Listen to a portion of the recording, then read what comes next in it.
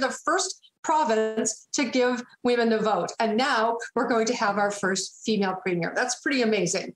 History will be made here in Manitoba as the first female premier is expected to be elected on October 30th.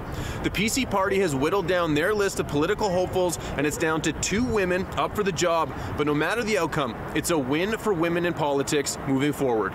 Heather Stephenson and Shelley Glover will battle it out to become the next premier of Manitoba after Brian Pallister stepped down as the provincial leader in September.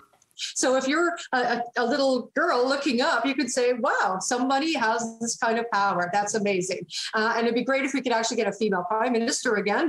Shannon Sampert, political analyst and professor at the University of Manitoba, says this is a big win for women of any age in the province interested in politics. There's always been this thought that if a female candidate runs for the party or runs unopposed for a party, it's a sign that the party is in disarray. That's sort of been the long-standing theory, but that has been broken. That theory has been broken.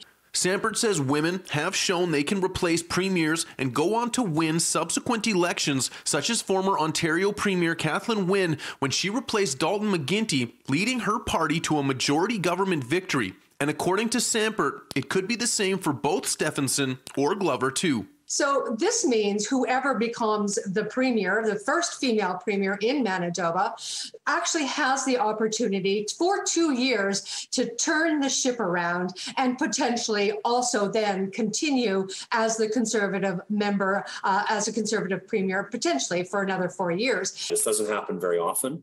And it is very interesting, the dynamic I think that we have, because we have, in one case, sort of the insider versus the outsider. Curtis Brown with Probe Research says the head-to-head battle between Stephenson and Glover is unique in the sense that Stephenson is the longest-serving MLA in the PC caucus and should have the support of most of that caucus along with her. Meanwhile, Glover hasn't been involved in electoral politics in over 5 years since deciding not to run federally in 2015. He says Glover has been openly critical of decisions the Pallister government made during the pandemic. I think it really comes down to, whether members of the Progressive Conservative Party think that someone who, is sort of one of their own and has been part of the decision-making process for the last little while they've seen their popularity go down, has what it takes to kind of pull them out, or if they're going to roll the dice and go with someone who's been outside of them for a little bit.